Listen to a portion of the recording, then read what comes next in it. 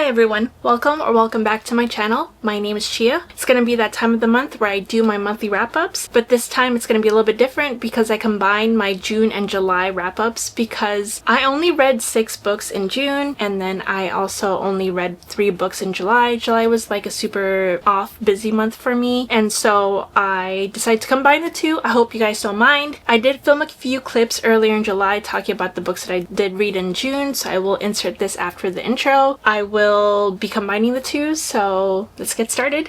And this month was probably a kind of okay month for me reading wise. I only read 6 books, but some of the books I kind of took forever to read because I just wasn't in the mood. And that usually happens around summertime because I just want to be outside and I am too hot to read or I can't focus on anything. And also I've kind of been busy playing a game. I've been playing Clair Obscura Expedition 33. If you are a gamer and also you love games with really good storylines, consider picking up Clair Obscura. It's an independent studio and I absolutely love it, and the story is amazing. I know this is really different from my channel, but don't let the turn-based combat turn you off because I don't like turn-based combat, but this is the most active one I've ever played and I am so in love with it right now, so I've been busy with that. As I started last month, I want to start with the stats for June. This month, like I said, I read 6 books. In total, I read 2,884 pages. My average rating was a little bit higher this month, 4.21. It's probably because I only read a few books this month and a lot of them were not that bad. In all honesty, I actually enjoyed a lot of the books that I read in June. As a breakdown, I read 3 adult romantasies, I read 1 young adult fantasy, and I also read 1 contemporary romance and 1 contemporary romance thriller. So this month was kind of like a mixed bag because I just didn't have the big mood to fully read a lot of fantasies this month, besides like 4 of them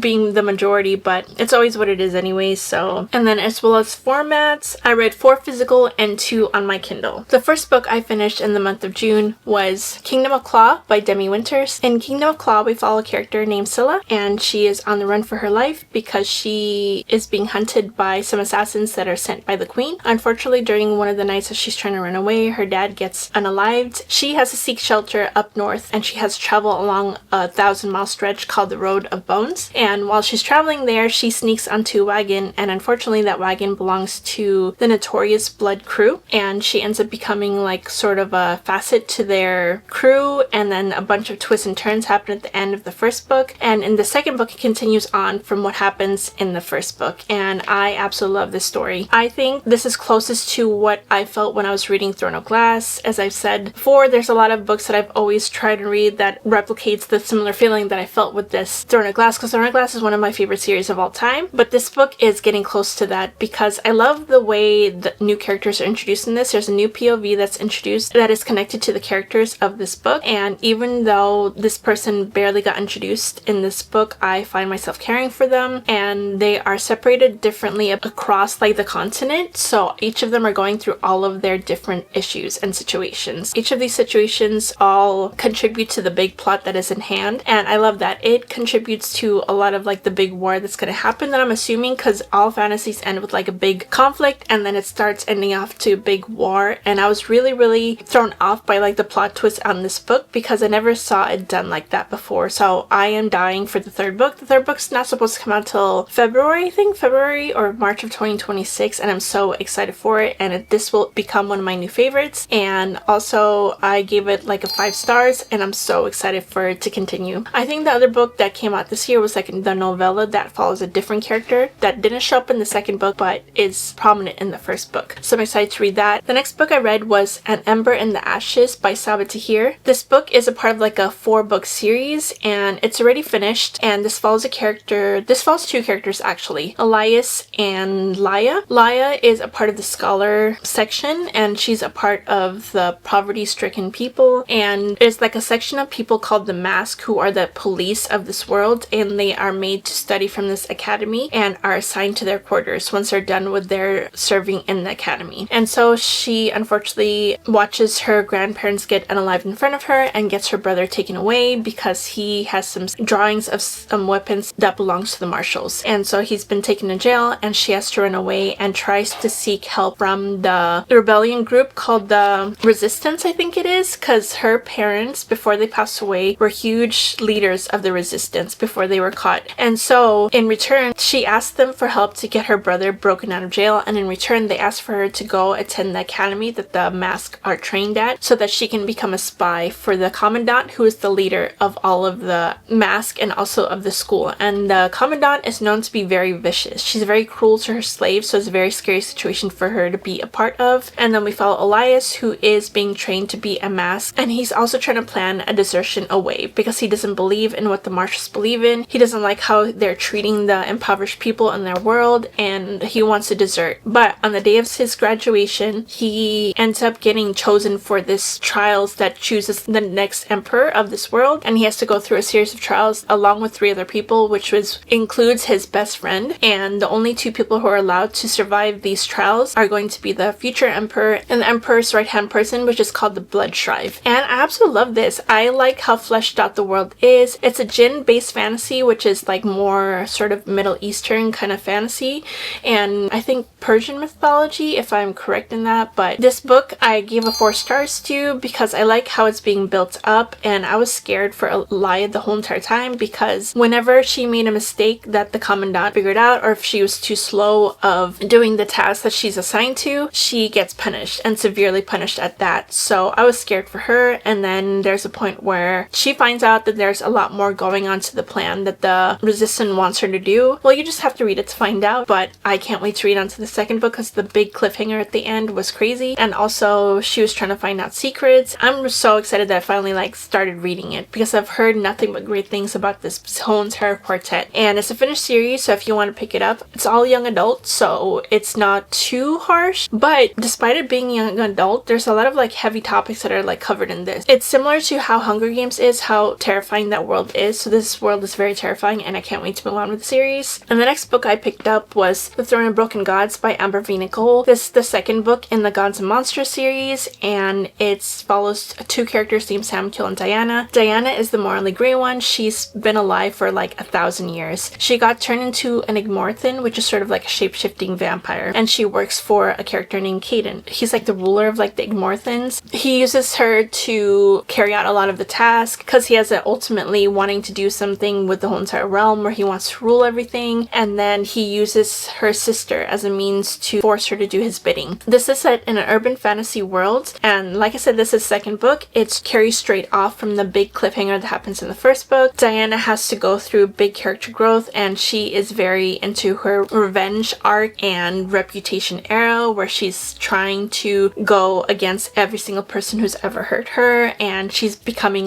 so terrifying that a lot of the enemies are very terrified of her. And Samuel's super down bad for her in this book and just runs after her the whole time because he's trying to show her that she doesn't have to do all of this alone, that he would be there to help her and carry her from her hurt. And so I absolutely love this book. Sometimes I don't read a lot of urban fantasies. The only ones I've really read were Crescent City and also the City of Gods. What is that series called? The book by Kayla Edwards. And this one I feel like the urban fantasy is done really well, and this book was very, very much a journey, emotional journey for Diana and Samuel. Because Samuel has a problem also where he pretty much takes care of everyone and everything. He feels like he's responsible for everyone, so he's very, I can do it all on my own as well. And Diana has shown that too. I love the character growth they go through. The way she was in this book reminded me of Nesta in A Court of Silver Flames. I love morally great characters like that. I love the journeys that they have to go through, the perspectives that she had when she talked about not being able to be loved by anyone because she just feels like she doesn't deserve it, and the journey she has to go through was such an amazing story, and I can't wait to move on. Third book, and the 4th book's coming out this year, and I gave this book a 5 stars. The next book I picked up was Heartless by Elsie Silver. This book is the second book in the Chestnut Spring series, and I've been slowly making my way through the series. The first one I didn't enjoy at all. It was 3 stars for me. I particularly didn't like the male main character because he was very childish, and I don't think he really honestly had any good character growth in my opinion. I didn't like the romance whatsoever, and also the first book was very insta-lusty, a lot of cringy,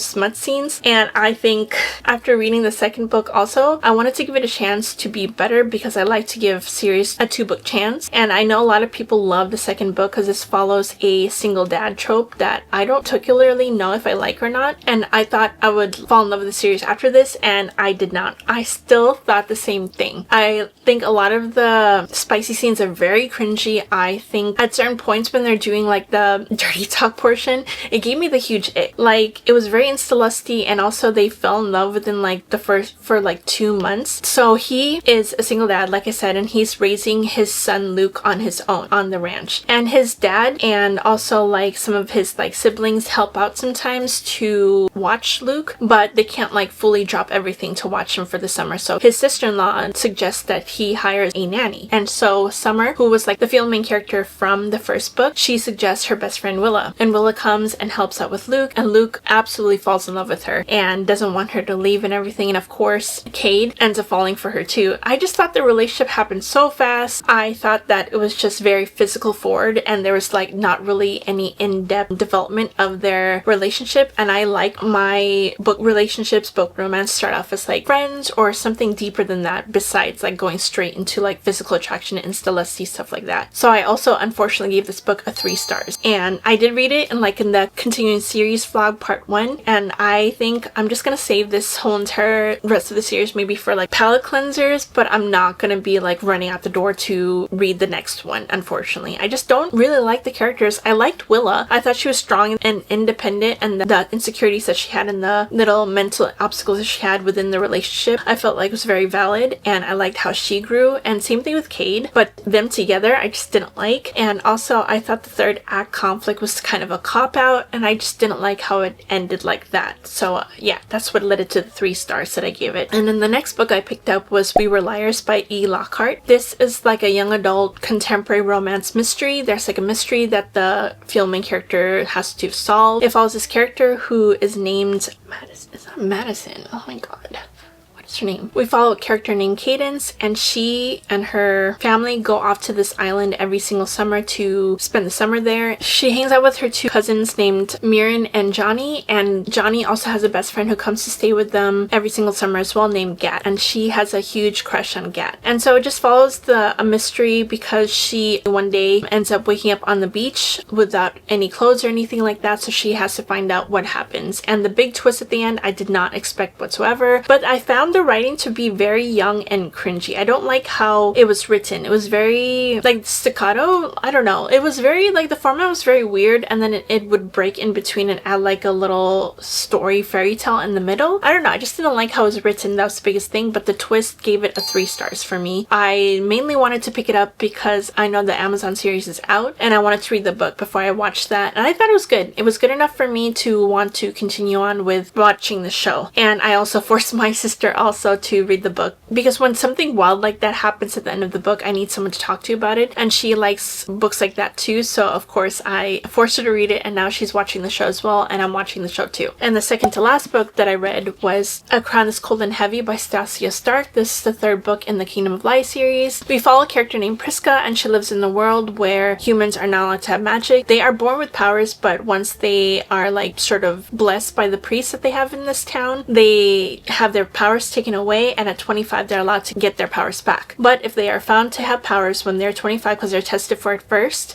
they are arrested and their families executed right in front of them. And she of course has her powers, and she's been hiding it for almost 25 years, and unfortunately one day an incident happens that exposes her powers, so of course she has to run away. And then while she's running away, she runs into 4 mercenaries, and she ends up traveling with them because she has a goal to safely leave, and they also have a separate goal as well. And there's like a twist at the first book, and I absolutely love the series. It's just that it's not going to be a favorite of mine. This one is a lot more political. The first one was a lot more discovering the different stuff that Priska's discovering, and also the second book is a lot more like secrets that are discovered and more of the fantasy world that's happening, and she finds out that a lot of the things that the king is doing is very corrupt, so like every other fantasy book. And this one's more political, where they're trying to find allies. And I gave this book a 4 stars. It's not going to be a favorite of mine. It's just that I've seen this film before, and I don't know if I'm gonna like the ending of this. I've read so many books that are similar to this, and I wish I read this earlier in my reading journey. I don't think there's anything new in here, so I give it a 4 stars, and it won't be a favorite. Okay, now let's move on to my July wrap up. This one's gonna be a little bit shorter because I only read 3 books, like I said, but let's go through my stat. I did read 1,404 pages. My average rating was 4.13, and the books that I read were basically all all 3 fantasy romances. The first book that I finished in July was A Tribute of Fire by Soraya Wilson. I hope I'm saying her name right. But this follows a girl named Leah. She is the princess of her kingdom, but she chooses to enter this trial that could hopefully help the place that she's living in. And she has to enter this trial because she wants to get the Eye of the Goddess from like an enemy kingdom, and a big surprise that she runs into, unfortunately, is that her sister gets chosen as well. There's 2 maidens that get chosen from her island to go fight in these trials, and they literally have to go through all this like obstacles and everything once they get over to the land that they have to do the trials in, and they have to fight for their lives. And then this book was like, it took me a little bit time to get through. I think I started this in the beginning of June. I think I started it like June 6th or something like that, and I didn't finish it till July. I don't know if I necessarily liked the story. I was intrigued at first because I did like the fact that it was like set in more Roman mythology, and they do worship gods and goddesses in this world. But the thing I didn't like about it was that they were forcing like a fantasy romance aspect of it, but it was similar to every single fantasy romance I've read before. And the male main character was not very unique. In fact, he wasn't that present at all until maybe towards the end of the book. And also, I don't know why, but I got bugged by his name. Fantasy romances, or fantasies in general, are known to come up with like very like random names for their characters, but this one was just a regular name, and I think it kind of took me out of the story. His name is Jason.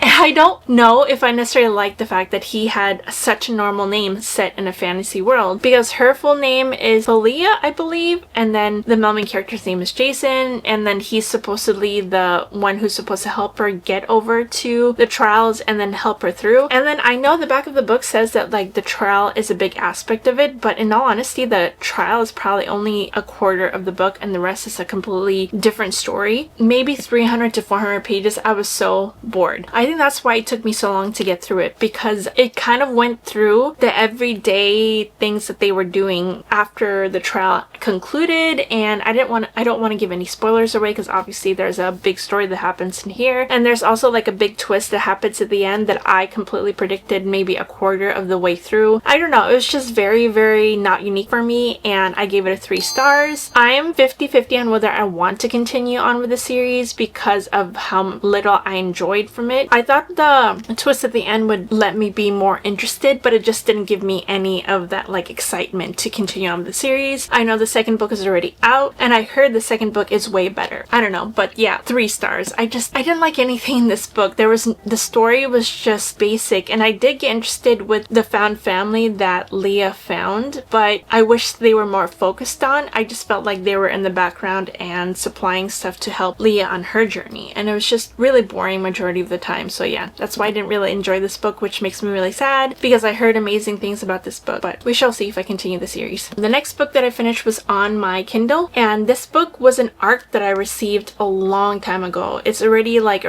out, by the way. And so I read it on my Kindle, and it's called The Embrace of Steel and Sorrow by Cale DeVore. I read A Touch of Golden Madness last year, absolutely loved it. I love the world. The female main character is named Princess Grey, and the male main character's name is Griffin Silas. And they are from 2 opposing kingdoms. One is from the Kinetic Kingdom, and one is from the Elemental Kingdom. Elementals deal with like elemental powers, obviously from nature, fire, water, earth, all of that. And Kinetics deal with more like kinetic waves, where it's microwaves, and then X-ray and all of that stuff. And they are 2 opposing kingdoms that are constantly at war with each other. And in this world, the humans have been in the middle of this war, and they actually chose to go underground because they were the casualties of this big war. And so they went underground, and that's the basic plot of A Touch of Golden Madness. And Princess Grey, she is an assassin for her kingdom. So her dad, who's the king, tasked her to go kill the prince of the Elemental Kingdom named Griffin Silas. And of course, when they meet in this random like area, she ends up not being able to kill him. So they end up kind of like forming a team together because she finds out some secrets that are happening in her own kingdom that was basically held from her. And so she wants to help figure out what's wrong, and also she is tired of being lied to, and also she and her dad don't have like the best relationship, and so she is kind of like suffering in the Kinetic Kingdom because her dad doesn't support her. And so The Embrace of Steel and Sorrow is sort of like the prequel series before A Touch of Golden Madness happens. I don't want to touch too much on that because it is kind of a spoiler, and Cale DeVore does warn you to read A Touch of Gold Madness first before you go into An Embrace of Steel and Sorrow, because it will spoil everything about A Touch of Gold Madness. And also, after reading it myself, I feel like you'd be confused if you don't read A Touch of Gold Madness first. You basically see like their life before this whole entire war kind of like sparked between the elementals and the kinetics, the life of Griffin Silas and the life of Princess Gray, and the big explosion that happens that causes them to become like enemies and everything. So it's such a good story. It's just go into it with a lot of like caution, because there are a bunch of trigger warnings. There's a lot of dark stuff that like both the characters deal with. There's things in their past that they have to deal with and overcome, because it's obviously affects them mentally and also affects like a lot of what they do in the future and everything. So just go in that with cautionary, but I highly recommend. And I gave An Embrace of Steel and Sorrow 4.25 stars. It's so nice to see the prequel of characters that you start falling in love with from A Touch of Gold Madness, and you also meet some characters that are not necessarily featured in A Touch of Gold Madness, so you see how they were, but they are talked about in that book. And I came away with a lot of theories of what's going to happen in the next book that's coming out after A Touch of Gold Madness, because I think she's going to be following it sort of like how A Shadow in the Ember is by J.L. Armentrout, where she has a prequel series while her regular series is going on. And it's like, I don't know how to explain it, the timeline. Yeah, it's definitely before the timeline and all that, and I think it's going to be very similar to that, because this book that I just read is going to be part of a trilogy. But I absolutely loved it, and I can't sing enough high praises for this world and these characters and the love I have for them. And I love the two male main character and the female main character. I think they grow so much in A Touch of Gold Madness, and to see how they kind of like grow to who they are beforehand, if that makes sense. But yes, highly recommend. And I don't know if I mentioned it yet, but yeah, I did give it a 4.25 stars. It just didn't give me the 5-star feeling, and also it did get repetitive at some parts. It's very sad. It's very, very sad. But yeah. Oh, the last book that I read in July was, it's literally like July 30th, but tomorrow I'm leaving for a trip. I don't think I'm gonna be able to finish one more book by the end of tomorrow. So this will be my last book that I'm gonna finish, and it's called Avalon Tower, and it's a part of the Fae Academy for Spies, and I also read it on my Kindle. It's on Kindle Unlimited, and it's written by C. Ann Crawford. And this story follows a character named Nia. Nia is alone vacationing in like the south of France area. She's living in a world where there's a Fae border and a human border, and because of certain things that happen in a war, Fae have basically destroyed every single technology there is, and they don't have any form of technology anymore. They have to live basically like in the old civilization. And so she's vacationing over in France, and she ends up running into some like Faes who are lost. So they are kind of like in danger, because the demi-Fae are kind of fugitives in their own worlds,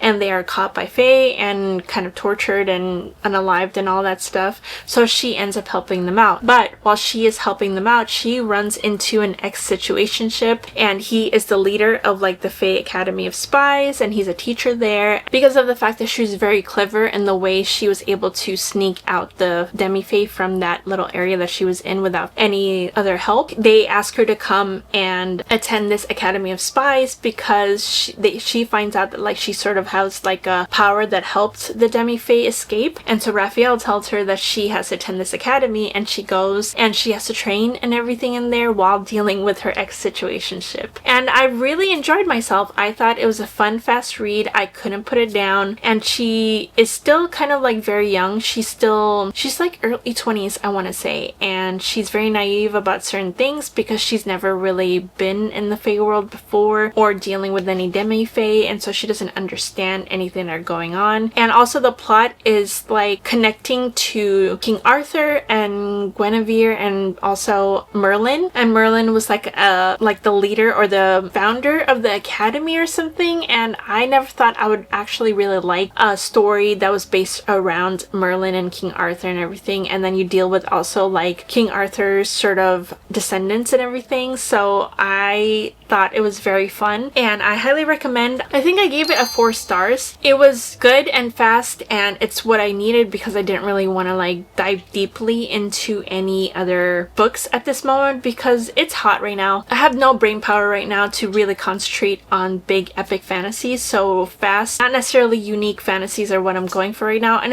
I had such a good time reading it. I really liked the romance in this book and also where the story is heading and how she uses her powers and grows in her powers and everything, and you find out all these other twists and everything. And also there's a little twist at the end that I didn't see coming either, but then again I wasn't too surprised with because I felt like there was something more to the story than what they were telling us, you know. I absolutely enjoyed it and I can't wait to read the second one. I already have downloaded, and it's a trilogy. I think it's finished already. The last one came out earlier this year and it's all available on Kindle Unlimited. Anyways, that's all from me. I'm sorry about combining the 2 wrap-ups, and I know I don't want to do this again later, but it's just that I'm not really reading a lot right now. I tend to not read a lot during the summer, I notice. I'm like going out more and everything, and I just wanted to combine the 2 so that I have something for you guys, and I do hope that you enjoy this video. Thank you for watching and supporting and liking and commenting. It's really appreciated and it really helps my channel a lot. That's it for me, and I'll see you all next time. Bye.